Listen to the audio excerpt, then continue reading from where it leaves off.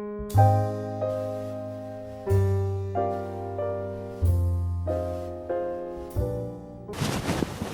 Students, ગઈકાલના લેક્ચરની અંદર આપણે વિદ્યુત ચુંબકીય વિકિરણના તરંગ સ્વભાવ વિશે વાત કરી. વિદ્યુત ચુંબકીય વિકિરણ એ ડ્યુઅલ બિહેવિયર ધરાવે છે. એક તરંગ સ્વભાવ પણ છે અને બીજો કણ સ્વભાવ પણ છે. એટલે આપણે એક્ચ્યુઅલમાં અહીંયા મેક્સ પ્લાન્કની ક્વોન્ટમ થિયરીનું સ્ટડી કરી રહ્યા છીએ. હવે મેક્સ પ્લાન્કની ક્વોન્ટમ થિયરીની અંદર તરંગ સ્વભાવની આપણે ગઈકાલે ચર્ચા કરી. આજે આપણે કણ સ્વભાવની ચર્ચા કરીશું. વિદ્યુત ચુંબકીય વિકિરણ જે છે એ કણ સ્વભાવ પણ ધરાવે છે. આવો શરૂ કરીએ. વિદ્યુત ચુંબકીય વિકિરણનો કણ સ્વભાવ. તમને એ ખ્યાલ હોવો જોઈએ કે વર્ષો પહેલા બનેલી બે ઘટનાઓ છે. એક ઘટનાનું નામ છે વિવર્તન અને બીજી ઘટનાનું નામ છે વ્યતિકરણ. હવે વિવર્તન અને વ્યતિકરણ છે શું દીકરા સમજજો. ધારો કે આ કોઈ સપાટી છે અને આ સપાટી ઉપર હું વિકિરણ આપાત કરું છું તો અહીંથી તેનું વિવર્તન થઈ જાય છે. એટલે કે આ વિકિરણ જે છે એનું અહીંયા શું થઈ ગયું? વિવર્તન. અને વ્યતિકરણ એટલે શું? તો જ્યારે પણ બે વિકિરણો ભેગા થાય છે અને બે વિકિરણો એ કોઈ એક કોમન વિકિરણની અંદર કન્વર્ટ થઈ જાય છે તો એને આપણે વ્યતિકરણ તરીકે ઓળખીશું. ટૂંકમાં બે અલગ અલગ વિકિરણો ભેગા થવા એને વ્યતિકરણ, અને એક વિકિરણનું એક સપાટી પરથી પોતાની દિશા બદલવાની ઘટના એને કહેવાય છે વિવર્તન. તો વ્યતિકરણ અને વિવર્તન જેવી જે ઘટનાઓ છે એના દ્વારા વિકિરણનો તરંગ સ્વભાવ રજૂ કરવામાં આવે છે કે વિકિરણ એ તરંગ સ્વભાવ ધરાવે છે. સમજી શકાય છે કે અહીં વિકિરણ એ વેવ ફોર્મમાં આવે છે, અહીં વિકિરણ વેવ ફોર્મમાં એકબીજા સાથે જોડાય છે, માટે અહીં વિકિરણનો આપણે તરંગ સ્વભાવ નક્કી કરી શકીએ છીએ. પરંતુ ભૌતિક વિજ્ઞાનની અંદર યાદ રાખજો આ પોઈન્ટ, ભૌતિક વિજ્ઞાનની અંદર વિદ્યુત ચુંબકીય સિદ્ધાંત જે આવેલો છે તમે ભણશો તો ભૌતિક વિજ્ઞાનમાં જે વિદ્યુત ચુંબકીય સિદ્ધાંત છે એ કેટલાક અવલોકનો સમજાવી શકતો નથી. કેમ? કારણ કે એ તરંગ સ્વભાવ પર આધારિત છે. એટલે ભૌતિક વિજ્ઞાનનો વિદ્યુત ચુંબકીય સિદ્ધાંત એ કેટલાક અવલોકનો સમજાવી શકતો નથી. કેટલાક અવલોકનો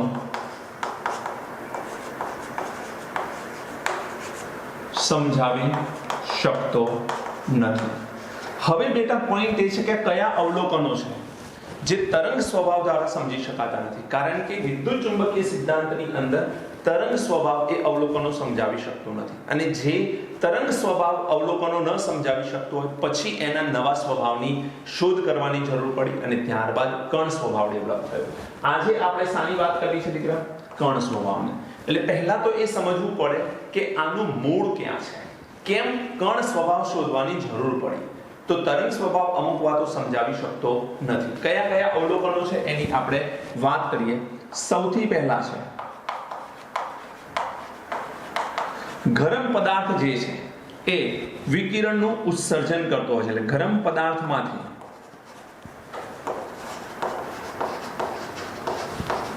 ઉત્સર્જિત થતા વિકિરણનો સ્વભાવ. કોઈ પણ પદાર્થને આપણે ગરમ કરીએ છીએ તો એ ગરમ સપાટી પર હાથ મૂકવાની જરૂર નથી. તમે એ ગરમ પદાર્થની નજીક પણ હાથ લઈ જશો તો પણ તમને ફીલ થશે કે આ પદાર્થ ગરમ છે. સાચી વાત કે નહીં? કહેવાનું તાત્પર્ય ગરમ કરેલા પદાર્થની નજીક પણ જ્યારે હાથ લઈ જઈએ છીએ તો આપણને એ પદાર્થ ગરમ છે એવું મહેસૂસ થાય છે અડ્યા વગર પણ.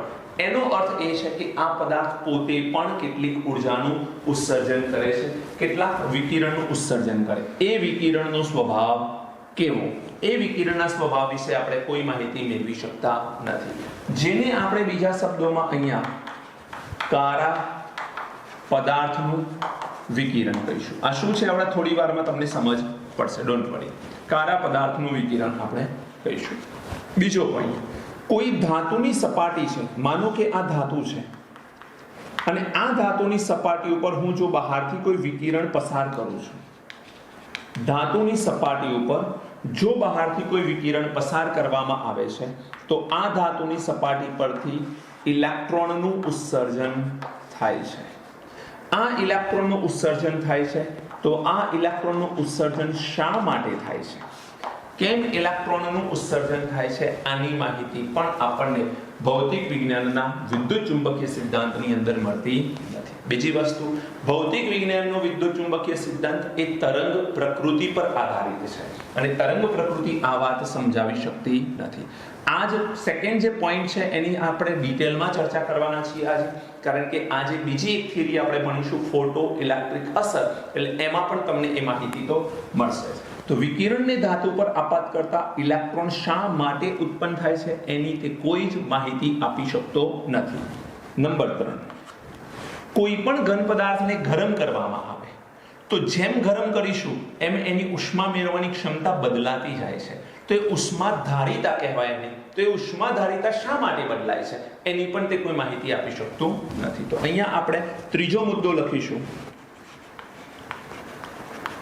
ઘન પદાર્થની ઉષ્માધારિતામાં થતું વિચલન એ તાપમાનનું વિધેય છે. આ ધ્યાન રાખજો. ઘન પદાર્થ જે છે એને ગરમ કર્યો, માનો કે આ પદાર્થ છે બેટા, આ પદાર્થને હું ગરમ કરું તો આ પદાર્થના તાપમાનમાં શું થશે? વધારો થશે. હવે જેમ જેમ આ પદાર્થને હું ઉષ્મા આપતો જઈશ તો એની ઉષ્માધારિતા બદલાતી જશે. પહેલા એ સમજો ઉષ્માધારિતા એટલે શું. કોઈ પણ પદાર્થના તાપમાનમાં 1°C નો વધારો કરવા માટે આપવી પડતી ઉષ્મા. આ પદાર્થનું તાપમાન માનો કે 25°C છે. એ 25° નું મારે 26° કરવા માટે અમુક ઉષ્મા આપવી પડશે. પછી 26 નું 27 કરવા માટે અમુક ઉષ્મા આપવી પડશે. 27 નું 28 કરવા માટે અમુક ઉષ્મા આપવી પડે. તો પ્રત્યેક 1 અંશના વધારા માટે મારે જે ઉષ્મા આપવી પડે એ ઉષ્માને હું શું કહીશ? ઉષ્માધારિતા. હવે કહેવાનું તાત્પર્ય એ છે કે આ પદાર્થ 25°C તાપમાને છે, ત્યારે આના તાપમાનમાં 1 નો વધારો કરવા હું જેટલી ઉષ્મા આપું છું, આ પદાર્થ 100°C હોય અને પછી 1 નો વધારો કરવા જે ઉષ્મા આપવી પડે, બેમાં બહુ જ ફરક હોય છે. એટલે 25° થી 26° કરું એટલે ડિગ્રી 1 જ વધારી છે, અને 100 થી 101 કરી એટલે ડિગ્રી 1 જ વધારી છે. પણ બંને કિસ્સામાં તાપમાન અલગ અલગ હોવાના કારણે આપણે એવું કહી શકીએ કે બંનેની ઉષ્માધારિતા જે છે એ અલગ અલગ હશે. મતલબ કે ઉષ્માધારિતાની અંદર શું જોવા મળે છે? વિચલન જોવા મળે છે. અને એ શાના કારણે વિચલન જોવા મળે છે? તો તાપમાનના કારણે આ વિચલન જોવા મળે છે. અને નંબર 4,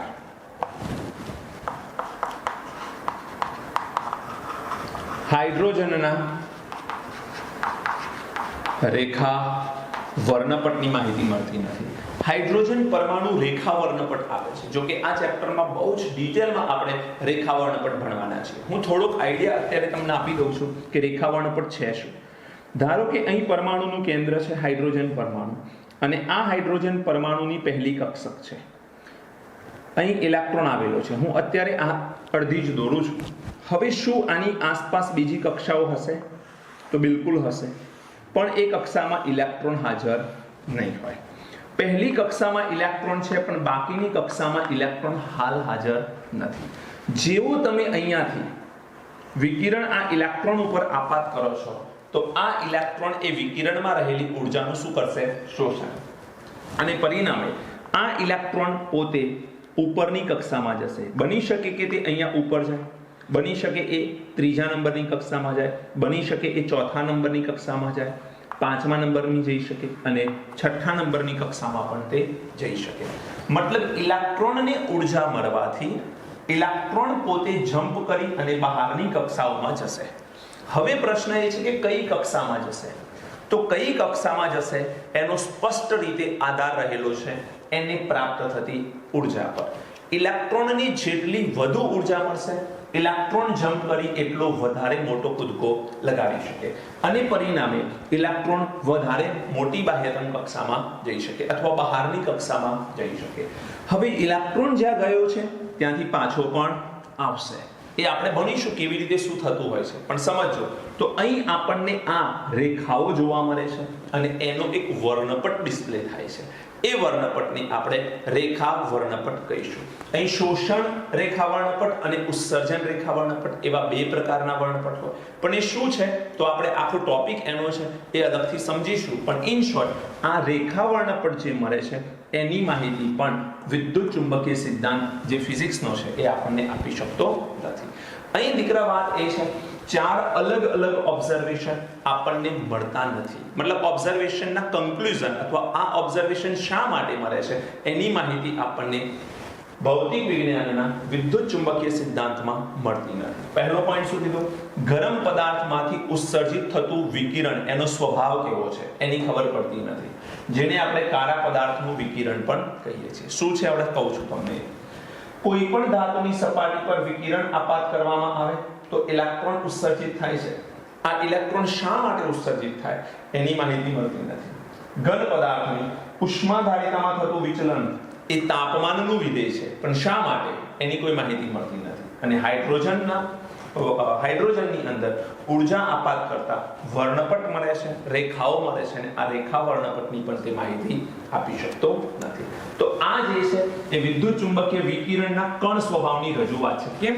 કારણ કે આ બધું તરંગ સ્વભાવ સમજાવી શકતું નથી. તો વિદ્યુત ચુંબકીય વિકિરણ એક નવો સ્વભાવ ધરાવતો હોવો જોઈએ. અહીંયાથી આની શરૂઆત થતી હોય છે. એટલે સૌથી પહેલા આપણે હવે કાળા પદાર્થના વિકિરણની વાત કરીશું, જેમાં મેક્સ પ્લાન્કે સૌથી પહેલા રજૂઆત કરી છે. તો અહીં આવશે, આપણે વાત કરીએ કાળા પદાર્થનું વિકિરણ. હવે આ કાળા પદાર્થના વિકિરણ સમજાવવા માટે સૌથી પહેલા રજૂઆત કોને કરી? મેક્સ પ્લાન્ક નામનો વૈજ્ઞાનિક છે, એને આ રજૂઆત કરી છે. હવે એને શું કીધું કે કોઈ પણ ઘન પદાર્થને ગરમ કરવામાં આવે. કોઈ પણ ઘન પદાર્થ છે, આ ઘન પદાર્થને આપણે ગરમ કરીશું તો આ ઘન પદાર્થ જે છે એ વિકિરણો ઉત્પન્ન કરે છે. વિવિધ પ્રકારના વિકિરણો તે ઉત્પન્ન કરે છે. હવે આ જે વિકિરણ ઉત્પન્ન કરે છે એની અંદર અલગ અલગ તરંગ લંબાઈના વિકિરણોનો સમાવેશ થતો હોય છે. અલગ અલગ તરંગ લંબાઈ મતલબ વિશાળ રેન્જ છે તરંગ લંબાઈની. એક એવું વિકિરણ કે જેની તરંગ લંબાઈ ખૂબ નાની હશે, તો એક એવું વિકિરણ જેની તરંગ લંબાઈ ખૂબ વિશાળ હશે, તો એની વચ્ચેની બધી જ તરંગ લંબાઈ વાળા વિકિરણનું તે ઉત્સર્જન કરે. હવે દીકરા ધ્યાન રાખજો, તરંગ લંબાઈ બદલાય એટલે વિકિરણની આવૃત્તિ બદલાય. વિકિરણની આવૃત્તિ બદલાય એટલે વિકિરણની ઊર્જા બદલાય. હવે આવૃત્તિ અને તરંગ લંબાઈનો સંબંધ તમને કન્ફ્યુઝન ન કરવો જોઈએ, કારણ કે આપણે લાસ્ટ લેક્ચરની અંદર ભણી ગયા છીએ. nu = c/λ. મતલબ આવૃત્તિ વધારે મેળવવી છે, તરંગ લંબાઈ ઓછી જોઈશે. તરંગ લંબાઈ વધારે મેળવવી છે, આવૃત્તિ ઓછી જોઈશે, કારણ કે બંનેને વ્યસ્ત સંબંધ છે. આ ધ્યાન રાખજો. તો કોઈ પણ ઘન પદાર્થને ગરમ કરવામાં આવે તો વિવિધ માત્રામાં વિશાળ રેન્જ ધરાવતી તરંગ લંબાઈ અહીંયા ઉત્પન્ન થાય છે. એટલે હું અહીંયા કહી શકું કે ઘન પદાર્થને ગરમ કરતા વિશાળ રેન્જ ધરાવતી, રેન્જને આપણે ગુજરાતીમાં શું કહીશું? વિશાળ વિસ્તાર ધરાવતી, વિશાળ વિસ્તાર ધરાવતી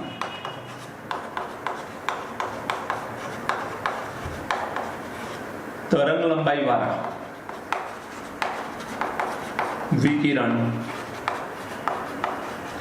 ઉત્સર્જિત થાય છે. આ સૌથી પહેલા કોને ઓબ્ઝર્વ કર્યું? મેક્સ પ્લાન્કે આ વાત ઓબ્ઝર્વ કરી. એની પ્રેક્ટિકલી જો પુરવાર કરવી છે તો પુરવાર પણ કરી શકાય છે કે માનો કે તમારી પાસે કોઈ ઘન પદાર્થ છે. આ ઘન પદાર્થ ધારો કે લોખંડ છે, અને આ લોખંડને તમે ગરમ કરો છો. હવે તમે જ્યારે આને ગરમ કરશો એટલે સૌથી પહેલા આ લોખંડ જે છે એ ગરમ થઈ અને ઝાંખો લાલ બની જશે. ઝાંખો લાલ મતલબ ડલ રેડ કલરનો પદાર્થ આપણને અહીંયા જોવા મળશે. થોડોક સમય થશે અને ફરી પાછા તમે આને વધારે ગરમ કરશો તો આ તીવ્ર લાલ રંગ આપણને જોવા મળશે. એટલે થોડુંક પ્રબળ લાલ રંગ જોવા મળશે. ફરી પાછા આને તમે ગરમ કરો છો, તાપમાન આનું ઓર વધારો છો, તો આ તીવ્ર લાલ છે એ સફેદ રંગમાં કન્વર્ટ થશે. અને ઓર હજુ પણ તમે આને તાપમાન આપો છો તો એ વાદળી રંગનો પદાર્થ બની જશે. અહીં તમે જુઓ કોઈ પણ ઘન પદાર્થને ગરમ કરીએ છીએ, મેક્સ પ્લાન્કે કીધું છે આ કે કોઈ પણ ઘન પદાર્થને ગરમ કરવામાં આવે છે તો ગરમ કરતી વખતે એ અલગ અલગ રંગમાં પરિવર્તિત થાય છે. શરૂઆતમાં ઝાંખો લાલ છે, પછી તીવ્ર લાલ બને છે, પછી સફેદ બને છે અને ત્યારબાદ તે વાદળી રંગમાં કન્વર્ટ થાય છે. આ શું બતાવે છે કે પ્રત્યેક રંગ અલગ છે.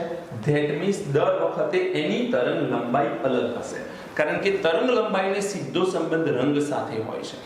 અલગ રંગ અલગ તરંગ લંબાઈ. હવે દીકરા આપણને એ ખબર છે કે nu is equal to c by lambda. તો આ જે ન્યુ છે લેમ્ડા સાથે કેવો સંબંધ ધરાવે? વ્યસ્ત. તરંગ લંબાઈ બદલાતી જાય તો ન્યુ બદલાશે, મતલબ કે આવૃત્તિ બદલાશે અને આવૃત્તિ બદલાશે તો ઉર્જા પણ બદલાશે. અહીં આ જે સ્ટેટમેન્ટ એને આપ્યું છે કે વિશાળ વિસ્તાર ધરાવતી તરંગ લંબાઈ વાળા વિકિરણનું શું થાય છે? ઉત્સર્જન થાય છે. તો આટલા જ પ્રયોગ પરથી એની માહિતી આપણને મળી શકે. કારણ કે ઝાંખો લાલ રંગ હશે ત્યાં જે તરંગ લંબાઈ હશે એ તીવ્ર લાલ રંગમાં નહીં હોય. ત્યાં જે તરંગ લંબાઈ હશે એના કરતા સફેદ રંગ બનશે ત્યારે તરંગ લંબાઈ બદલાશે અને સફેદમાંથી વાદળી રંગ બનશે ત્યારે તરંગ લંબાઈ ઓર બદલાઈ જશે. એટલે રંગ બદલાતો જશે એમ એમ શું બદલાતું જશે? તરંગ લંબાઈ. હવે ધ્યાન રાખજો, તાપમાન વધે તેમ આવૃત્તિ વધે. તાપમાન વધવાથી આવૃત્તિનું મૂલ્ય શું થાય? વધે. એટલે જેમ ગરમ કર્યું, ગરમ કરતા જાઓ તો અહીં સૌથી વધારે ગરમ કર્યો હશે તો આની આવૃત્તિનું મૂલ્ય સૌથી વધારે. તો હું એવું કહી શકું કે લાલ રંગ જે છે, લાલ રંગ એ નીચી આવૃત્તિ ધરાવે છે. એકચ્યુઅલી લાલની જગ્યાએ તમે સ્પષ્ટ લખો ઝાંખો લાલ રંગ એ નીચી આવૃત્તિ ધરાવે છે, જ્યારે વાદળી રંગ એ ઊંચી આવૃત્તિ ધરાવે છે. આ યાદ રાખજો દીકરા. તાપમાન વધવાથી આવૃત્તિનું મૂલ્ય વધે છે. આવૃત્તિનું મૂલ્ય વધે છે તો બાય ડિફોલ્ટ હું શું કહી શકું? ન્યુ કેમ વધારે છે? તો ત્યાં લેમ્ડા કેવો હશે? ઓછો હશે. એટલે આ વાદળી રંગનો લેમ્ડા નાનો હશે એટલે ન્યુ વધારે મળે છે. જ્યાં જ્યાં આવૃત્તિ વધુ મળે ત્યાં લેમ્ડા ઓછી મળે. આ યાદ રાખજો. તો અહીં જો હું કહું કે તાપમાન વધતા આવૃત્તિનું મૂલ્ય વધે છે તો એનો સીધો અર્થ શું થાય છે? એનો સીધો અર્થ થાય છે કે તાપમાન વધતા આવૃત્તિ ન્યુ વધી, ધેટ મીન્સ લેમ્ડાનું મૂલ્ય ઘટી જાય છે. અહીં રંગ પરથી ખબર પડે કે ઝાંખો લાલ રંગ જે છે એ નીચી આવૃત્તિ ધરાવતો હશે અને વાદળી રંગ જે છે એ સૌથી ઊંચી આવૃત્તિ ધરાવતો હશે. બોલો, ખ્યાલ આવે છે? હવે એક ગ્રાફ દોરું છું હું, બરોબર સમજજો ધ્યાનથી. આ ગ્રાફ પરથી તમને ઘણી બધી માહિતી ક્લિયર થઈ જશે. આ એક ગ્રાફ છે. એક કામ કરીએ, આના ઉપર અહીં હું લઈ લઉં તીવ્રતા. શબ્દ સમજો, તીવ્રતા. આવૃત્તિ નથી લખતો, તીવ્રતા લખી રહ્યો છું. તીવ્રતા અને આવૃત્તિ બંનેમાં ફરક છે. શું ફરક છે? તો આના પછીની થિયરીમાં હું તમને સમજાવું છું એ ફરક. અહીં છે તીવ્રતા અને અહીં આવેલ છે તરંગ લંબાઈ. આ તરંગ લંબાઈ નેનોમીટરમાં હશે, જેને આપણે લેમ્ડા તરીકે ઓળખીશું. હવે માનો કે અહીંયા તમારી પાસે 1000 છે, અહીં છે તમારી પાસે 2000 અને અહીં છે તમારી પાસે 3000 નેનોમીટર. ઓકે, હવે હું બે અલગ અલગ તાપમાને બે ગ્રાફ દોરું, જે પ્રેક્ટિકલી પ્રૂવન ગ્રાફ છે. એ ગ્રાફ કેવા મળ્યા છે સમજો. તો એક ગ્રાફ કંઈક આવો મળે છે અને બીજો ગ્રાફ કંઈક આપણને આવો મળે છે. હવે ધારો કે આ જે ગ્રાફ છે એ T2 ટેમ્પરેચરે છે અને આ ગ્રાફ છે એ T1 ટેમ્પરેચરે છે. પરંતુ જેની હાઈટ વધારે છે, જેની તીવ્રતા વધારે છે, એના માટે હું એવું કહી શકું કે તીવ્રતા વધુ છે તો એનું તાપમાન વધારે છે. હવે તમને એમ થાય કે સર તમે તો એવું લખ્યું કે તાપમાન વધુ હોય તો આવૃત્તિ વધારે હોય. યસ, બિલકુલ વાત સાચી. તાપમાન વધુ એમ આવૃત્તિ વધુ, પણ તીવ્રતાને પણ તાપમાન સાથે સેમ સંબંધ છે. Don't worry. એટલે આવૃત્તિ જેની વધારે હશે મોટા ભાગે એની જ તીવ્રતા પણ વધારે હશે. કેવી રીતે, શું છે એ આપણે વાત કરવાના છે એવડા થોડી વાર પછી. હવે અહીંયા જોજો શું થાય છે. આ ગ્રાફને બરોબર સમજવાની જરૂર છે. આ ગ્રાફને તમારે આમ જોવાનું છે, મતલબ આ ડાયરેક્શનની અંદર તમે આવો તો શરૂઆતમાં જુઓ 3000 થી 2000 અને 2000 થી 1000, મતલબ તરંગ લંબાઈ આમ આવીએ તો શું થાય છે? ઘટે છે.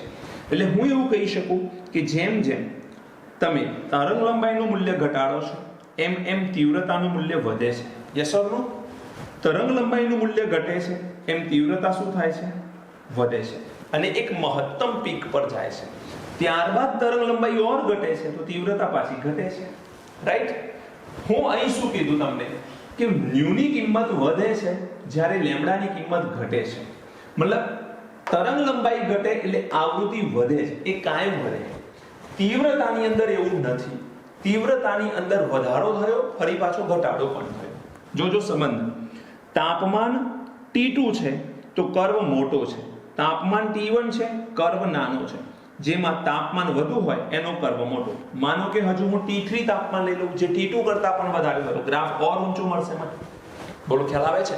હવે જો હું તરંગ લંબાઈ ઘટાડું, મતલબ આ ડાયરેક્શનમાં આવું, તો તરંગ લંબાઈ ઘટવાથી ધીમે ધીમે તીવ્રતા શું થાય છે?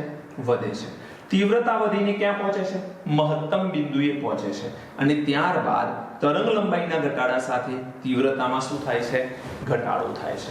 એટલે તરંગ લંબાઈ ખૂબ નાની હોય તો તીવ્રતા ખૂબ નાની થઈ જાય છે અને શરૂઆતમાં તરંગ લંબાઈ ઘટતા તીવ્રતાનું મૂલ્ય મહત્તમ પોઈન્ટે પહોંચે છે. બોલો ખ્યાલ આવે છે દીકરા? હવે જે વાત છે એ અત્યંત અગત્યની છે,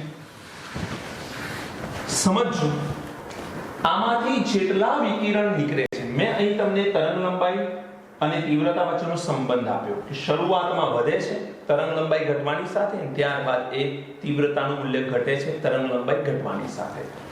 હવે જે વાત છે એ ખૂબ મહત્વની છે કે અહીં વિવિધ વિકિરણો ઉત્પન્ન થાય છે. એ બધાની તરંગ લંબાઈ કેવી હશે? અલગ અલગ હશે. એટલે ઘન પદાર્થમાંથી ઉત્પન્ન થતા વિકિરણો અલગ અલગ છે, એમની તરંગ લંબાઈ અલગ અલગ છે અને એમની ઊર્જા પણ અલગ અલગ છે. હવે આપણે વાત કરવી છે ફોટોનની. ફોટોન એટલે શું? તો એની વાત કરીશું. સૌથી ઓછામાં ઓછી ઊર્જા, મિનિમમમાં મિનિમમ કઈક ઊર્જા એમની સાથે સંકળાયેલી હોય છે. એટલે ઊર્જાનું સૌથી ઓછું પ્રમાણ એને આપણે ફોટોન તરીકે ઓળખીશું. એટલે આ ઘન પદાર્થમાંથી બહાર નીકળેલા વિકિરણમાં ઊર્જાનું સૌથી નાનામાં નાનું પ્રમાણ એને આપણે શું નામ આપીશું? ફોટોન તરીકે ઓળખીશું. એને જ આપણે ક્વાન્ટમ તરીકે ઓળખીશું. એટલે ફોટોન એ જ ક્વાન્ટમ છે. ત્યારે તો અહીંયા લખીશું ઉત્સર્જિત વિકિરણનું સૌથી નાનામાં નાનું ઊર્જાનું મૂલ્ય એને આપણે ક્વાન્ટમ તરીકે ઓળખીશું અને એને જ આપણે શું નામ આપીશું? ફોટોન. આ કોની રજૂઆત કરી છે? મેક્સ પ્લાન્કે. યાદ રાખજો, મેક્સ પ્લાન્ક નામના વૈજ્ઞાનિકે આ રજૂઆત કરી છે કે ઉત્સર્જિત ઊર્જાનું સૌથી ઓછામાં ઓછું મૂલ્ય જે ઉત્સર્જન પામે, ઉત્સર્જિત વિકિરણમાં સૌથી નાનામાં નાનું ઊર્જાનું મૂલ્ય જે ઉત્સર્જન પામ્યું હશે એ નાનામાં નાના મૂલ્યને આપણે ક્વાન્ટમ તરીકે ઓળખીશું. હવે ક્વાન્ટમને મેક્સ પ્લાન્કે સંબંધ આપી દીધો E = h new. h new. આમાં જે E છે એને આપણે કહીશું ફોટોનની ઊર્જા. ન્યુ છે એને આપણે નામ આપીશું ફોટોનની આવૃત્તિ. ફોટોનની આવૃત્તિ. અને h ને આપણે નામ આપીશું પ્લાન્ક અચળાંક. શું કહીશું દીકરા? પ્લાન્ક અચળાંક. આ પ્લાન્ક અચળાંકને h કહેવામાં આવે છે. જરૂરી નથી કે પ્લાન્ક અચળાંકને p કહેવો, એવું જરૂરી નથી. અહીંયા h સંજ્ઞા છે. પ્લાન્ક અચળાંકને h કહેવામાં આવે છે. એની વેલ્યુ ફિક્સ છે જે તમારે કાયમ યાદ રાખવી પડશે. એ વેલ્યુ છે 6.626 10⁻⁻34 જૂલ ઇન્ટુ સેકન્ડ. આ h ની કિંમત છે જે કાયમ તમારે યાદ રાખવાની છે. બોલો ખ્યાલ આવશે? તો અહીં તમે જુઓ ઘણા બધા પોઈન્ટની આપણે ચર્ચા કરી છે જેની અંદર કણ સ્વભાવની કેમ જરૂર પડશે એ માહિતી મળી છે. હજુ આપણે કણ સ્વભાવ સુધી પહોંચ્યા નથી. આપણે કણ સ્વભાવની જરૂર કેમ પડશે? તો આમાં સૌથી પહેલા આ જ પોઈન્ટ આપણે સમજ્યા છીએ હજુ કે ઉત્સર્જિત થતા વિકિરણનો સ્વભાવ. ગરમ પદાર્થમાંથી વિકિરણ જે ઉત્સર્જિત થાય છે એનો સ્વભાવ સમજવાનો પ્રયત્ન કર્યો. જેમાં સૌથી ઓછી ઊર્જા ધરાવતું જે વિકિરણ ઉત્પન્ન થયું એને આપણે ક્વાન્ટમ નામ આપી દીધું. અને ક્વાન્ટમની ઊર્જા અને એની આવૃત્તિ વચ્ચેનો આપણે સંબંધ મેળવ્યો જે કોણે આપ્યો? મેક્સ પ્લાન્કે. હવે આમાં હું થોડુંક ઉમેરી શકું કે ન્યુ ઇઝ ઇક્વલ ટુ શું છે c અપોન લેમ્ડા. તો આ new is equal two c upon lambda ને હું આ ન્યુ ની જગ્યાએ મૂકી દઉં તો નવું સૂત્ર શું બને e is equal to hc upon lambda. આ સૂત્રને યાદ રાખજો, આની જરૂર પડશે તમારે. અહીંયા લેમ્ડા શું છે તરંગ લંબાઈ, h શું છે મેક્સ પ્લાન્ક અચળાંક, c શું છે દીકરા c શું છે પ્રકાશની ગતિ. શું છે પ્રકાશની ગતિ. અને આ પ્રકાશની ગતિ c ની કિંમત ફિક્સ હોય છે 3.0 ગુણ્યા 10 ની 8 ઘાત મીટર પર સેકન્ડ. 3.0 ગુણ્યા 10 ની 8 ઘાત મીટર પર સેકન્ડ. આ વેલ્યુ ફિક્સ છે, બદલાતી નથી. તો આપણે એક પોઈન્ટની ચર્ચા કરી છે, હજુ તો આપણી પાસે 2 3 4 આ બધા પોઈન્ટની ચર્ચા આ ચેપ્ટરની અંદર કરવાની જ છે. આ ચેપ્ટર જેમ જેમ આગળ વધશે આ બધા પોઈન્ટની ચર્ચા એક પછી એક આવશે. આમાં તમને અહીંયા જે વાત છે કે જૂલમાં કન્વર્ઝન કરવાનું થાય તો તમારે એક સંબંધની જરૂર પડશે, એક ઇલેક્ટ્રોવોલ્ટ. એક ઇલેક્ટ્રોનનો વોલ્ટ કેટલો, તો આપણે જૂલમાં એને રજૂ કરીશું તો 1.6 ગુણાકારમાં 10 ની -19 ઘાત જૂલ. આ રિલેશન યાદ રાખજો જરા, આની તમારે જરૂર પડશે બેટા. 1 ઇલેક્ટ્રોવોલ્ટ ઇઝ ઇક્વલ ટુ જૂલમાં કન્વર્ઝન કેટલું થાય, તો જૂલમાં કન્વર્ઝન છે 1.6 × 10⁻90. યાદ કરો ઇલેક્ટ્રોનનો ચાર્જ કેટલો 1.6 ગુણ્યા 10 ની -19 ઘાત કુલમ્બ. એ કુલમ્બની જગ્યાએ અહીં ઇલેક્ટ્રોન વોલ્ટ કરવાના છે એટલે આપણે એને શામાં કન્વર્ટ કરીએ છીએ જૂલની અંદર કન્વર્ટ કરીએ છીએ. એવી જ રીતે 1 ઇલેક્ટ્રોવોલ્ટ ઇઝ ઇક્વલ ટુ, જો મારે આને કિલો કેલરીમાં કન્વર્ટ કરવું છે તો પણ હું કરી શકું છું. યાદ રાખજો આ વેલ્યુ 23.06 કિલો કેલરી પર મોલ. આ પોઈન્ટ પણ યાદ રાખજો. 1 ઇલેક્ટ્રોવોલ્ટ બરાબર કિલો કેલરીની અંદર કેટલી વેલ્યુ થાય, તો આ વેલ્યુ તમને આવડવી જોઈએ. બોલો કોઈ ડાઉટ છે?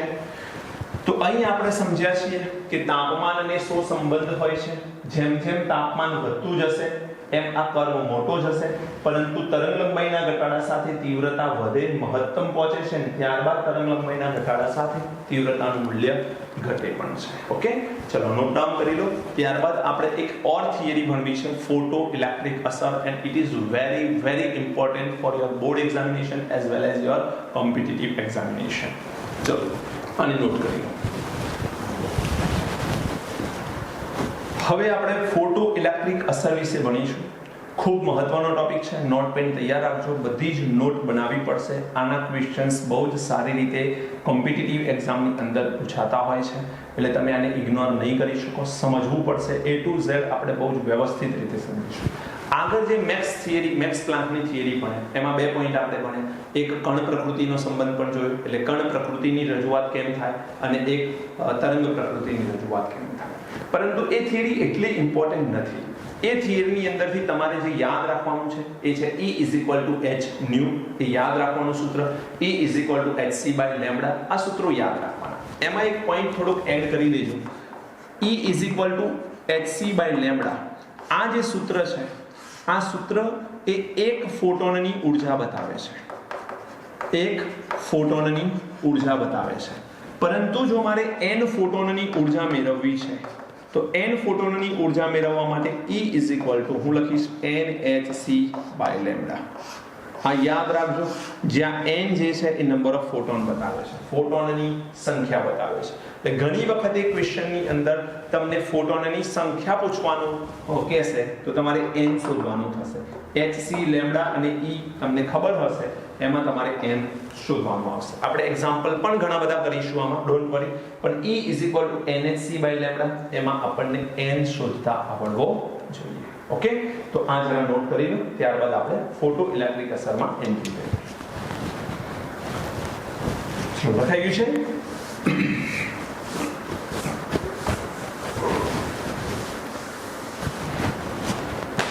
જો બેટા ફોટો ઇલેક્ટ્રિક અસર શું છે, તો ફોટો ઇલેક્ટ્રિક અસર એમાં H હર્ટ્ઝ નામના વૈજ્ઞાનિકે એક પ્રેક્ટિકલ કર્યું. આ H હર્ટ્ઝ નામના વૈજ્ઞાનિકે પ્રેક્ટિકલ કર્યું. એમાં બહુ જ સિમ્પલ વાત કરી. એને એક ટ્યુબ લીધી, અગેન જેમાં આપણે કેથોડ કિરણ વિભાર નળીનો પ્રયોગ જોયો હતો એવી જ ટ્યુબ છે, પણ એમાં ને આમાં થોડોક ફરક છે. એ ફરક પણ હું કહીશ, થોડું ધ્યાન રાખજો. આની અંદર શૂન્યાવકાશ ઉત્પન્ન કરવાનો છે. યાદ કરો, શું કેથોડ કિરણ વિભાર નળીમાં આપણે શૂન્યાવકાશ ઉત્પન્ન કરતા હતા? તો કદાચ ના, કદાચ નહીં, 100% ના. કારણ કે આ ટ્યુબની અંદર થોડીક માત્રામાં વાયુની હાજરી રાખતા હતા. એ વાયુનું આયનીકરણ થતું હતું અને ઇલેક્ટ્રોન છૂટા પડતા હતા. જ્યારે અહીં વાત છે તો અહીંયા તમારી પાસે 100% શૂન્યાવકાશ છે, મતલબ આમાં કોઈ જ હવા નથી. અને અહીં તમે એક કેથોડની પ્લેટ મૂકી દો છો. આ તમારી પાસે અહીંયા શું છે? કેથોડની પ્લેટ છે. આ કેથોડની પ્લેટ કેવી હશે? નેગેટિવ હશે. કેથોડની પ્લેટ નેગેટિવ હશે. અહીંયાથી તમે એને બેટરી સાથે જોડી દેશો અને ઉચ્ચ વોલ્ટેજ ધરાવતી અહીંયા આપણી પાસે શું હશે? બેટરી હશે. આ ઉચ્ચ વોલ્ટેજ અહીંયાથી આપણે પાસ કરીશું. હવે દીકરા આ બાજુ જે આવશે એ એનોડ હશે. બુકની અંદર તમને આવું કંઈક એમાં ડ્રો કરીને આપેલા હશે. ગભરાવાની જરૂર નથી, ડિઝાઇન ગમે તેવી આપે, પણ આપણે એક પ્લેટ મૂકવાની થશે. તો અહીં આ છે એનોડ, અને એનોડ જે છે એનો વીજભાર કેવો આવશે? પ્લસ આવશે. આ છે કેથોડ, આ છે એનોડ. એનોડની પ્લેટ છે, આ કેથોડની પ્લેટ છે.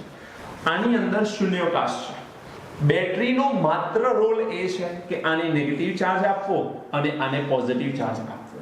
મતલબ કે એક એનોડ ઉપર ધન વીજભાર આવે અને કેથોડ ઉપર ઋણ વીજભાર આવે. બસ આ જ એનો મતલબ છે. બીજું કોઈ બેટરીનું કામ અહીંયા નથી. હવે તમે જ્યારે બહારથી પ્રકાશનું પુંજ, પ્રકાશનું વિકિરણ આ ધાતુની સરફેસ પર આપાત કરો છો. હવે આ જે કેથોડ છે એ કેથોડ તરીકે ધાતુ ગમે તે રાખવાની નથી.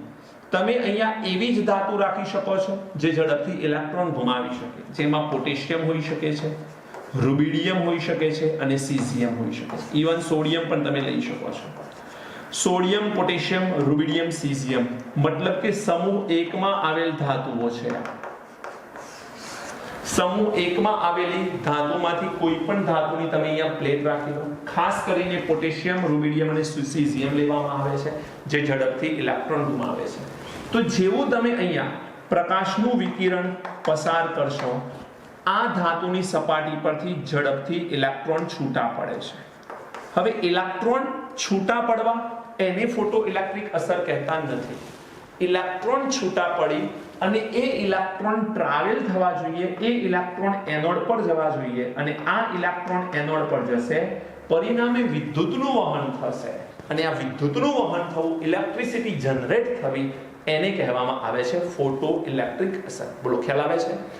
ઘણી વખતે ઘણા વિદ્યાર્થીઓ માની લે છે કે ધાતુની સપાટી પરથી ઇલેક્ટ્રોન મુક્ત થવા એને કહેવાય ફોટો ઇલેક્ટ્રિક અસર. ના, ધાતુની સપાટી પરથી ઉત્પન્ન થયેલા ઇલેક્ટ્રોન વિદ્યુત ઉત્પન્ન કરે એને કહેવાય ફોટો ઇલેક્ટ્રિક અસર. એટલે આ વિકિરણને જો હું ધાતુની સપાટી પર આપાત કરું છું તો ધાતુની સપાટી પરથી ઇલેક્ટ્રોન મુક્ત થાય છે અને એ ઇલેક્ટ્રોન જ્યારે એનોડ તરફ ગતિ કરે તો આ વીજભારિત કણ જ્યારે ગતિ કરે એટલે વિદ્યુત ઉર્જા ઉત્પન્ન થાય. અને વીજભારિત કણ જ્યારે વિદ્યુત ઉર્જા આપશે, આ અસરને આપણે શું કહીએ છીએ? ફોટો ઇલેક્ટ્રિક અસર. તો આ ફોટો ઇલેક્ટ્રિક અસર H હર્ઝે સૌથી પહેલા કરી. બોલો, ખ્યાલ આવે છે આપણો? હવે દીકરા અહીં તમારે 2 થી 3 પોઈન્ટ યાદ રાખવાના છે. ઇલેક્ટ્રોન અહીં ઉત્પન્ન થયા કેમ?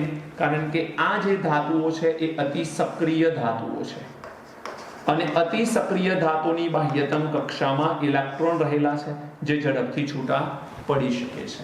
તો આપણે કેટલાક પોઈન્ટ અહીંયા સમજવાના છીએ. એ અગત્યના પોઈન્ટ છે, સમજી લેજો ધ્યાનપૂર્વક. એમાં સૌથી પહેલો પોઈન્ટ શું છે કે પ્રકાશનું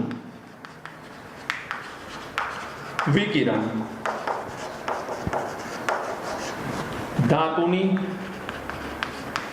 સપાટી પર અથડાય તે જ સમયે ઇલેક્ટ્રોન ધાતુની સપાટી પરથી દૂર થાય છે. પહેલો મુદ્દો સમજો કે જેવું આ પ્રકાશનું વિકિરણ આ કેથોડ ઉપર એટલે કે ધાતુની સપાટી પર અથડાશે તરત જ ઇલેક્ટ્રોન છૂટો પડે. કહેવાનું તાત્પર્ય એ છે કે ધાતુની સપાટી પર વિકિરણનો અથડાવાનો સમય અને ઇલેક્ટ્રોનના છૂટા થવાના સમયમાં કોઈ જ ફરક નથી હોતો. બંને એક સાથે બનતી ઘટના છે.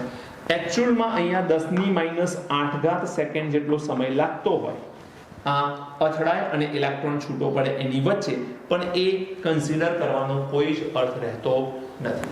એટલે અહીંયા કહી શકાય કે પ્રકાશની અથડાવાનો સમય અને ઇલેક્ટ્રોનના છૂટા પડવાનો સમય કેવો છે? એક જ છે. બીજું સેકન્ડ પોઈન્ટ શું છે? તો સેકન્ડ પોઈન્ટ છે આપણો ઉત્સર્જિત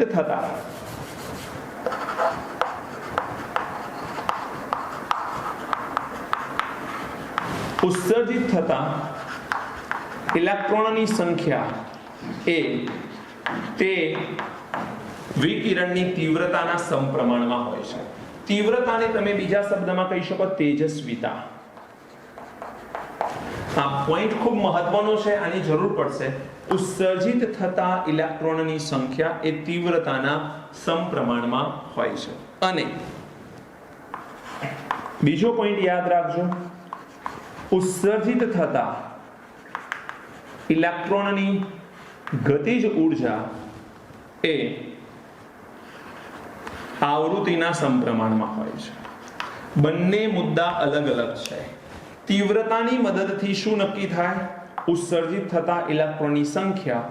અને આવૃત્તિની મદદથી શું નક્કી થાય? ઇલેક્ટ્રોનની ગતિજ ઊર્જા. એટલે સંખ્યા જોવા માટે તીવ્રતા જોવી પડે અને આવૃત્તિ એ ગતિ ઊર્જાની કિંમત આપણને આપશે. હવે આ શું છે એની વાત કરીએ તો આ સમજવા માટે, આ મુદ્દો સમજવા માટે તમને નોલેજ હોવું જોઈએ કે તીવ્રતા અને આવૃત્તિ વચ્ચે ડિફરન્સ શું છે. તીવ્રતા શું અને આવૃત્તિ શું સમજો. બરોબર ઈઝી વસ્તુ છે આમ તો. આવૃત્તિ એટલે શું ભણી ગયા છો તમે? કે કોઈ એક પર્ટિક્યુલર પોઈન્ટ પરથી 1 સેકન્ડમાં પસાર થતા કણની સંખ્યા. એટલે આ પર્ટિક્યુલર પોઈન્ટ પરથી કેટલી સંખ્યા પસાર થાય છે એને આપણે એને શું કહીશું? આવૃત્તિ. એટલે એ આવૃત્તિ આપણને શું આપે? ગતિ ઊર્જા. મતલબ 1 સેકન્ડમાં પર્ટિક્યુલર પોઈન્ટ ઉપરથી જેટલા વધારે કણો કે જેટલા વધારે વિકિરણ પસાર થશે એટલી એની આવૃત્તિ વધારે હશે. જેટલી આવૃત્તિ વધારે હશે એટલી ઇલેક્ટ્રોનની ગતિ ઊર્જા વધારે હશે. આ વાત થઈ આવૃત્તિની. હવે સેકન્ડ પોઈન્ટ આવે છે તમારી પાસે તીવ્રતાની કિંમત. તીવ્રતા એટલે તેજસ્વીતા. ઉત્પન્ન થયેલ અથવા તો પસાર કરવામાં આવેલ વિકિરણ જે છે એની પર્ટિક્યુલર વિકિરણ અલગ અલગ ફોટોનની વાત છે, અલગ અલગ વિકિરણની વાત છે. પ્રત્યેક વિકિરણની તીવ્રતા ચેક કરવાની. તીવ્રતાનો મતલબ થાય છે એની તેજસ્વીતા. એક વિકિરણ હંમેશા કેટલી ઊંચી તેજસ્વીતા ધરાવે છે, જેટલી ઊંચી એની તેજસ્વીતા એટલું ઇલેક્ટ્રોનનું છૂટા પડવું સરળ થઈ જશે. દીકરા ધ્યાન રાખીશું આપણે. આવૃત્તિ એટલે 1 સેકન્ડમાં કેટલા વિકિરણો ગયા એ જોવાનું. અને તીવ્રતા એટલે એક વિકિરણ પાસે કેટલી તેજસ્વીતા છે. એક વિકિરણ પાસેની in short energy, that is તીવ્રતા. અને 1 સેકન્ડમાં પસાર થવાની ક્ષમતા એને કહેવાય આવૃત્તિ. બોલો ખ્યાલ આવે છે? 1 સેકન્ડમાં માનો કે 1000 વિકિરણ પસાર થયા તો એની ફ્રીક્વન્સી થાય 1000 સેકન્ડ ઇનવર્સ. પરંતુ જો એ 1000 માંથી એક વિકિરણની તાકાત શું છે એ જો હું જોઈ લઉં તો એને કહેવાય તીવ્રતા. બેટા ખ્યાલ આવે છે? એટલે 1 સેકન્ડમાં હું કેટલા પસાર કરું છું એ ગતિ ઊર્જા આપશે, પણ પ્રત્યેક પસાર કરેલો કણ કેટલી તાકાતવાળો છે એ મને શું આપશે? તીવ્રતા આપશે. તો આ મેઇન ડિફરન્સ છે. જે ઉત્સર્જિત થતા ઇલેક્ટ્રોનની શું આપે? સંખ્યા. અને ઉત્સર્જિત થતા ઇલેક્ટ્રોનની ગતિ ઊર્જા કોણ આપે છે? આવૃત્તિ આપે છે. એક ગ્રાફ દોરું કદાચ વધારે સારી રીતે તમને અહીંયા સમજ પડી શકે એના માટેનો આ ગ્રાફ છે. બહુ સિમ્પલ ગ્રાફ છે. આપણે અહીંયા લઈ લઈશું આવૃત્તિ અને અહીંયા આપણે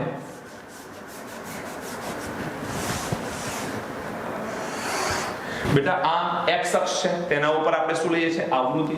અહીંયા હું લઈ લઉં છું મુક્ત થતા ઇલેક્ટ્રોનની સંખ્યા. હવે ગ્રાફ માનો કે કંઈક આવો છે. હવે આ ગ્રાફ શું દર્શાવે છે? તો જુઓ, આવૃત્તિ આ બંનેની સમાન છે. આ પોઈન્ટ પર આવૃત્તિ બંનેની સમાન છે, પણ આ પોઈન્ટ પર અહીં મુક્ત થતા ઇલેક્ટ્રોનની સંખ્યા ઓછી છે અને આ પોઈન્ટ પર મુક્ત થતા ઇલેક્ટ્રોનની સંખ્યા કેવી છે? વધારે છે. સમજો, આવૃત્તિ બંનેની સમાન છે છતાં પણ બંને મુક્ત થતા ઇલેક્ટ્રોનની સંખ્યા કેવી આપે છે? અલગ અલગ આપે છે. તો અહીં હું એમ કહી શકું કે આની મારી પાસે શું વધારે હશે? તીવ્રતા વધુ હશે અને આ પોઈન્ટ ઉપર તીવ્રતા કેવી હશે? ઓછી હશે.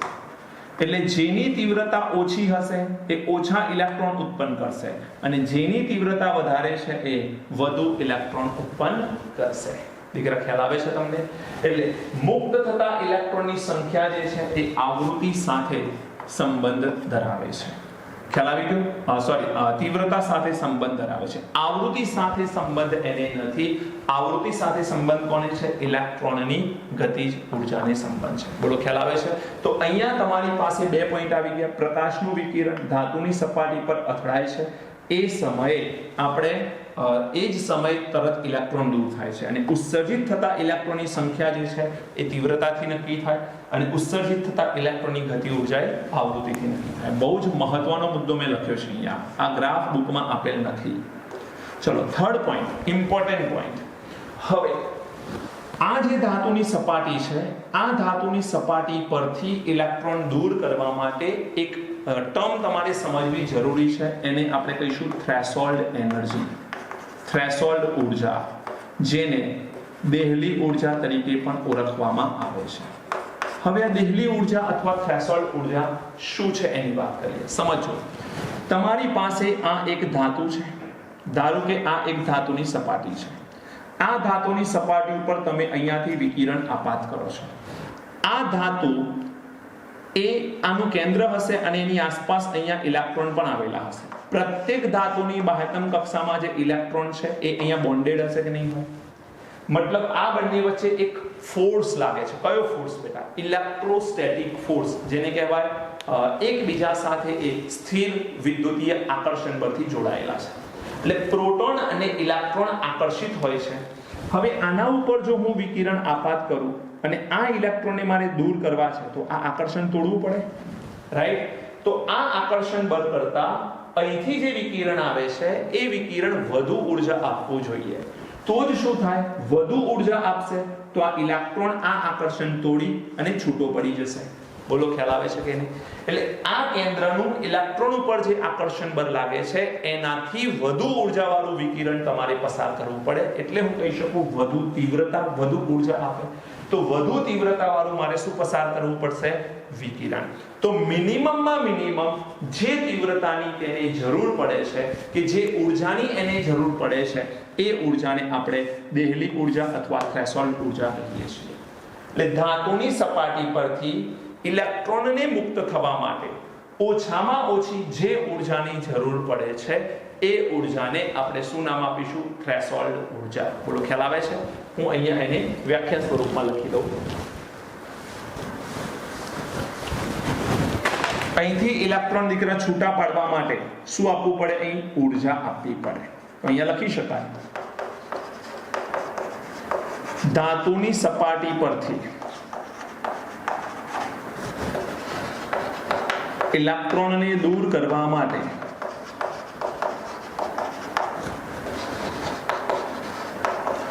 ઓછામાં ઓછી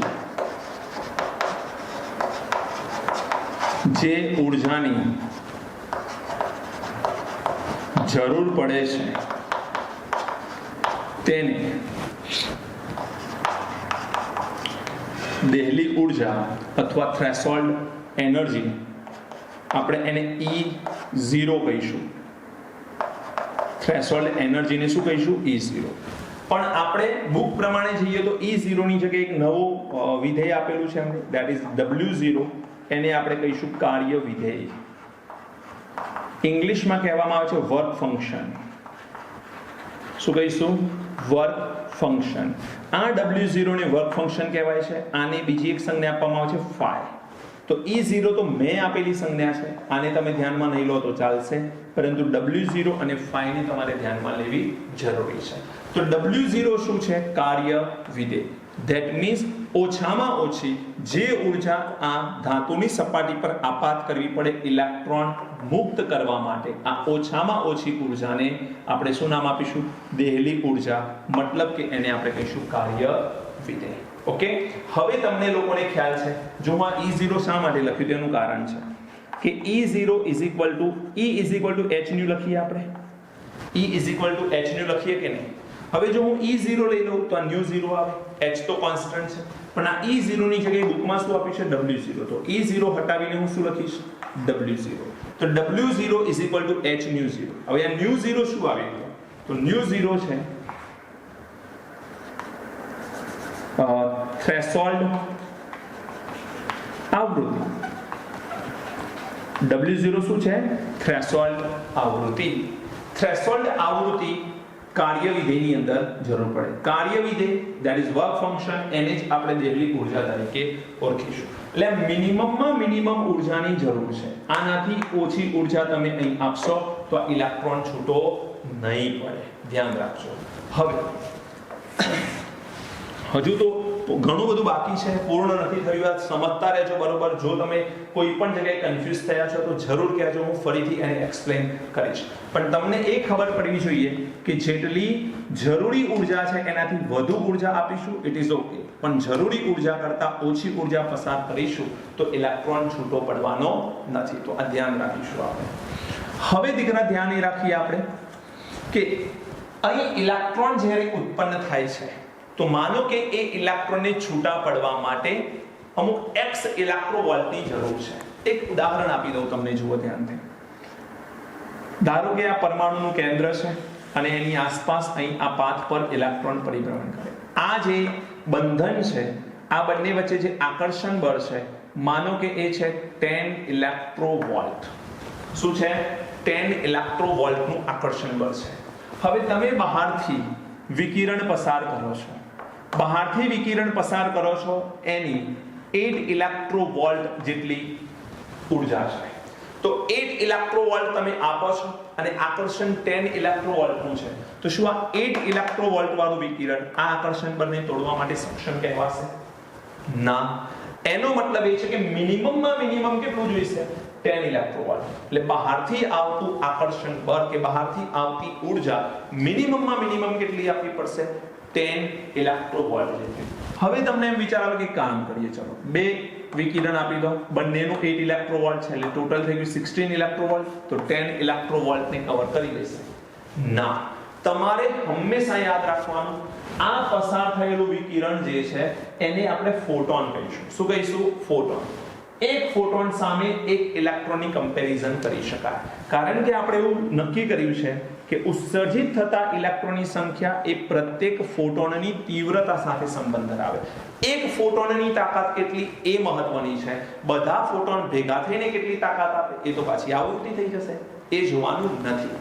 તો અહીં તમે 8 ઇલેક્ટ્રોવોલ્ટ વાળા બે વિકિરણ પસાર કરી આ ઇલેક્ટ્રોનને છૂટો નહીં કરી શકો.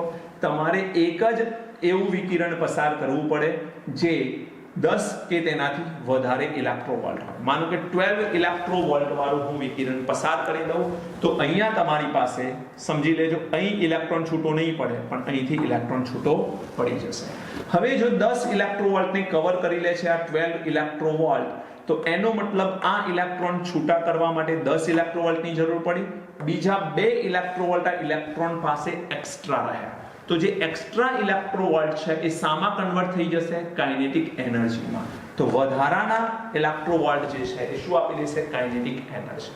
બીજી વસ્તુ, હવે બીજા જે આવશે વિકિરણ એ પણ એને શું આપશે? Kinetic energy. તો અહીં તમારે ધ્યાન રાખવાનું છે કે તમે કોઈ વિકિરણ પસાર કર્યું, એ વિકિરણે એ ઇલેક્ટ્રોનને છૂટો કર્યો અને વધારાની એનર્જી જે છે કાઇનેટિક એનર્જીના ફોર્મમાં ઇલેક્ટ્રોનની સાથે જશે. બોલો ખ્યાલ આવે છે કે નહીં? તો અહીં તમારે પ્રત્યેક ફોટોનની ઉર્જા ચેક કરવાની છે. વધારે ફોટોન આપી એક ઇલેક્ટ્રોનને છૂટો ન કરી શકાય, એક ફોટોન એક ઇલેક્ટ્રોનને છૂટો કરવા માટે સક્ષમ હોવો જોઈએ. બોલો ખ્યાલ આવે છે દીકરા?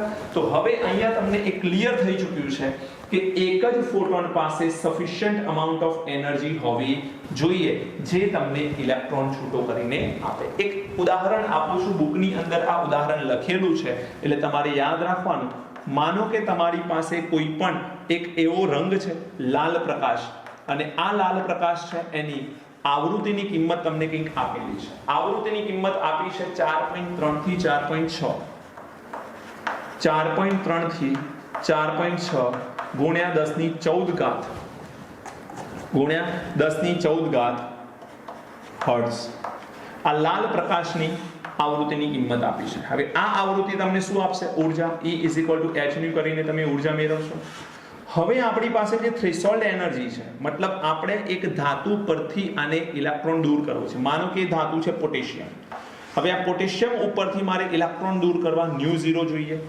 ν0 એટલે શું? થ્રેશોલ્ડ આવૃત્તિ. એટલે કે થ્રેશોલ્ડ આવૃત્તિ જેટલી ઉર્જા તો મારે આપવી જ પડશે. તો થ્રેશોલ્ડ આવૃત્તિ કેટલી છે? તો થ્રેશોલ્ડ આવૃત્તિ છે 5.0 × 1014 હર્ટ્ઝ. તો શું આ આવૃત્તિ અથવા આ ઉર્જાવાળું વિકિરણ આટલી ઉર્જાને કવર કરી લેશે? તો ના. તો એના માટે શું કરવું પડે? વધુ ઉર્જા આપવી પડે. વધુ ઉર્જા આપવી પડે એના માટે લાલ પ્રકાશનું વિકિરણ તો નહીં ચાલે. તો હવે આપણે પીળો પ્રકાશ આપીએ.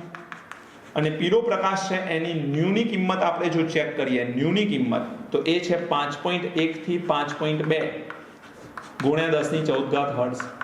તો તમે જોઈ શકો છો કે આ કિંમત એ આના કરતા વધારે છે. આના કરતા આ વધારે છે.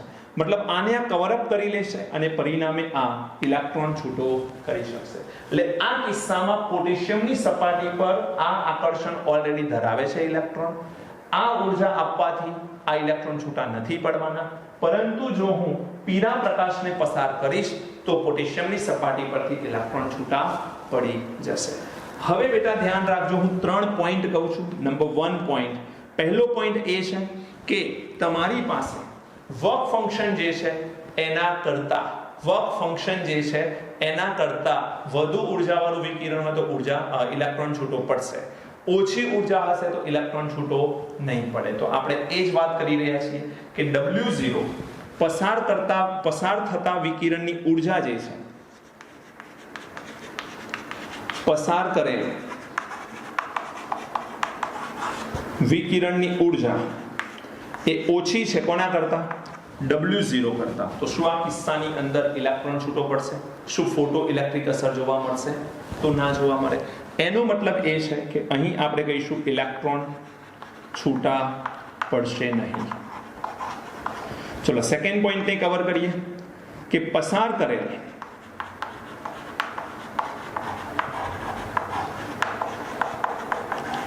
વિકિરણની ઉર્જા એ ઇક્વલ છે W0 જેટલી અથવા phi જેટલી. તો શું ઇલેક્ટ્રોન છૂટો પડશે? તો ઇલેક્ટ્રોન છૂટો પડે, પણ પ્રશ્ન એ છે શું ફોટો ઇલેક્ટ્રિક અસર જોવા મળે? તો યાદ કરો પહેલું સ્ટેટમેન્ટ મેં અહીંયા શું કીધું હતું? ઇલેક્ટ્રોનનું છૂટા પડવું એ ફોટો ઇલેક્ટ્રિક અસર નથી. ઇલેક્ટ્રોન છૂટો પડ્યા પછી એનું ટ્રાવેલ કરવું ફોટો ઇલેક્ટ્રિક અસર છે.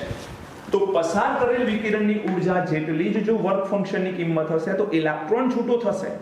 ધાતુની સપાટી પરથી ઇલેક્ટ્રોન છૂટો થઈ ગયો, પણ એ ઇલેક્ટ્રોન ગતિ નહીં કરે. હવે જ્યાં સુધી ઇલેક્ટ્રોન ગતિ નહીં કરે ત્યાં સુધી એ ઉર્જા અથવા તો વિદ્યુત ઉર્જા ઉત્પન્ન કરશે નહીં. માટે અહીં તમે લખી શકો કે આ કિસ્સામાં પણ આપણને ફોટો ઇલેક્ટ્રિક અસર જોવા નહીં મળે. તમને એમ પૂછે કે ઇલેક્ટ્રોન છૂટા પડશે તો જવાબ આવે હા, ઇલેક્ટ્રોન છૂટા પડશે, પરંતુ ફોટો ઇલેક્ટ્રિક અસર આપણને જોવા ત્યાં નહીં મળે.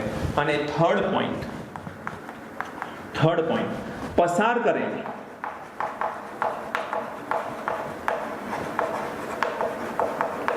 વિકિરણની ઉર્જા એ વધારે હોય છે W0 કરતા. તો એ કિસ્સામાં શું થાય? તો એ કિસ્સામાં ફોટો ઇલેક્ટ્રિક અસર જોવા મળશે. એટલે ઉર્જાની કિંમત કેવી છે?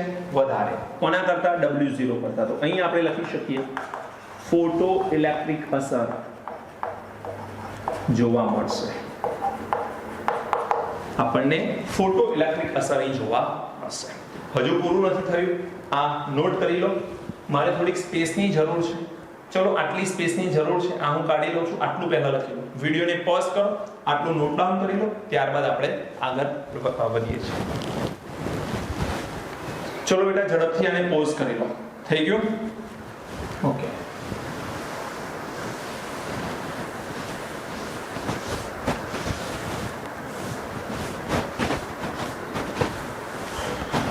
હવે આપણે એક કન્ક્લુઝન પર પહોંચ્યા છીએ અહીંયા કે કોઈ પણ ધાતુની સપાટી પર જે પ્રકાશ આપવાનો છે એ પ્રકાશ અમુક ચોક્કસ ઉર્જાવાળો હોવો જોઈએ.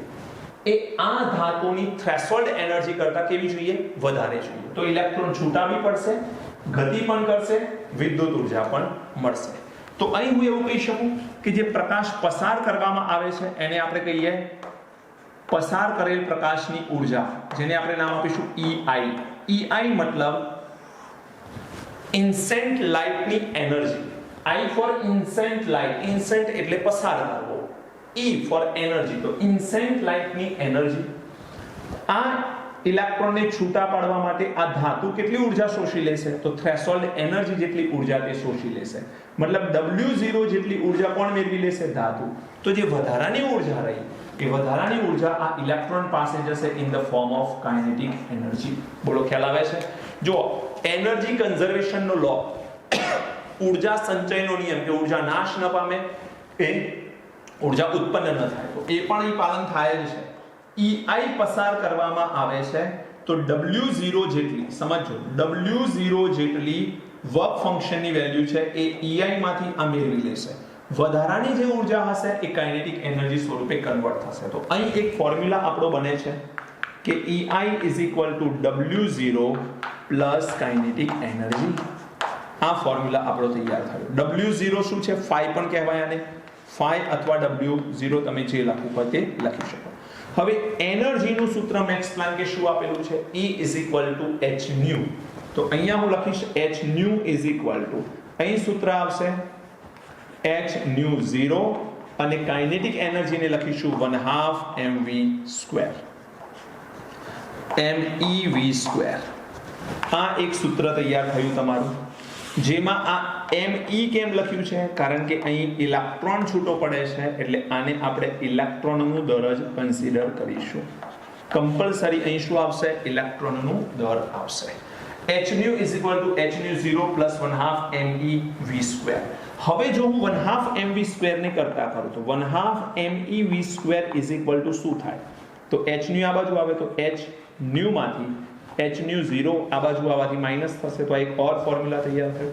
હવે ν સૂત્ર શું છે આપણું? c/λ. તો ν0 શું લખી શકાય? બોલો, c/λ0. c ના ઉપર 0 લખી શકાશે નહીં. કેમ? કારણ કે c જે છે એ તો વેલ્યુ અચળ છે, એમાં કોઈ ચેન્જ ન આવે. તો અહીંયા કિંમત મૂકીએ 1/2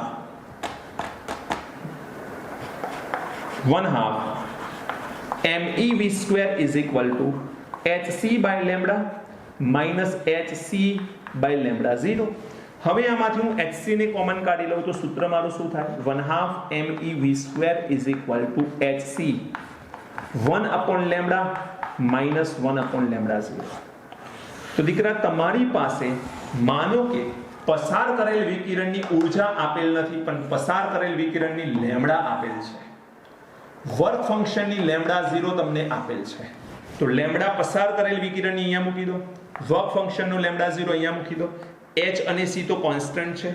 ઉત્પન્ન થયેલા ઇલેક્ટ્રોનની માસની વેલ્યુ તો તમને ખબર છે, તો તમે અહીંયા v શોધી શકો છો. મતલબ કે ગતિ કેટલી હશે, ગતિ ઉર્જાની વાત નથી, ગતિ કેટલી હશે એ આપણે અહીંયાથી નક્કી કરી શકીએ છીએ. બોલો, ખ્યાલ આવે છે? તો આ સૂત્ર તમારે જરૂર પડશે. એક તો ખૂબ મહત્વનું સૂત્ર છે, 5 સ્ટાર ફોર્મ્યુલા છે. એક આ સૂત્રની તમારે જરૂર પડી શકે છે. આઈ હોપ કે તમને ખ્યાલ આવી ગયો છે. આ પસાર કરેલ વિકિરણની ઉર્જા છે, એમાંથી ધાતુ એમ કહે છે કે મને કંઈક તો આપો તો હું ઇલેક્ટ્રોન આપું. તો એ કંઈક આપો એનો મતલબ શું છે? Work function. Minimum work function જેટલી ઉર્જા એને આપવી પડશે, અને બાકીની ઉર્જા electron in the form of kinetic energy લઈને છૂટો પડશે. ઓકે, તો આ છે photo electric effect. I think મેં ટ્રાય કર્યો છે તમને 100% આપવાનો. કંઈ પણ ડાઉટ હોય તમે જરૂરથી મને પૂછી શકો છો. આ લેક્ચરને અહીંયા આપણે વિરામ આપીએ છીએ. નેક્સ્ટ લેક્ચરની અંદર નવા કોન્સેપ્ટ સાથે મળીશું. કેટલાક એક્ઝામ્પલ મારે આના રિલેટેડ તમને કરાવવા છે, જે નેક્સ્ટ લેક્ચરની અંદર જોઈએ છીએ કે એ એક્ઝામ્પલ હું તમને કરાવી લઉં. ત્યાં સુધી જેટલા પણ કોન્સેપ્ટ ક્લિયર થયા છે, જેટલા પણ લેક્ચર્સ મેં લીધા છે, એ બધા જ લેક્ચર્સને બરોબર ધ્યાનપૂર્વક સાંભળી લો. બધા જ લેક્ચરને પ્રોપરલી નોટ ડાઉન કરી લો. નોટ બનાવવી ખૂબ જરૂરી છે દીકરા. મેં પહેલા પણ કીધું છે કે એક દિવસની અંદર ત્રણેય સબ્જેક્ટને તમારે રિવાઇન્ડ કરવાના જ્યારે આવશે નીટ કે JEE ની એક્ઝામના આગળના દિવસે, તો એ સરળ નહીં રહે તમારા માટે. તો જો નોટ બનાવેલી હશે, ઇમ્પોર્ટન્ટ પોઈન્ટ લખેલા હશે, તો તમે ફટાફટ એનું રિવિઝન કરી શકશો. જેમ કે આ એક જ ગ્રાફ ઉપરથી તમને ખ્યાલ આવી જાય કે આવૃત્તિને ઇલેક્ટ્રોનની સંખ્યા સાથે સંબંધ નથી, પણ તીવ્રતાને સંબંધ છે. પછી આ સૂત્ર લખી દો એટલે તમને ખ્યાલ આવી જાય કે પસાર કરેલ વિકિરણની ઉર્જા થ્રેશોલ્ડ ઉર્જા અને કાઇનેટિક એનર્જીના સરવાળા જેટલી હોય છે. તો તરત જ તમને ખ્યાલ આવવો જોઈએ. આ 3 પોઈન્ટ છે. ઘણા લોકો અહીંયા ફસાઈ જતા હોય છે કે પસાર કરેલ વિકિરણની ઉર્જા એ વર્ક ફંક્શન બરાબર હોય તો પણ ફોટો ઇલેક્ટ્રિક અસર જોવા મળે. ના, ફોટો ઇલેક્ટ્રિક અસર જોવા ના મળે, ઇલેક્ટ્રોન છૂટો જરૂર પડે. ફોટો ઇલેક્ટ્રિક અસરનો ઓરિજિનલ વાત એ છે કે છૂટા પડેલા ઇલેક્ટ્રોનની ગતિ થવી જોઈએ અને એનાથી વિદ્યુત મળવી જોઈએ. ઓકે, ચલો બેટા નોટ કરી લો અને વ્યવસ્થિત તૈયાર કરી લો. નેક્સ્ટ લેક્ચરની અંદર મળીએ છીએ. Thank you. God bless.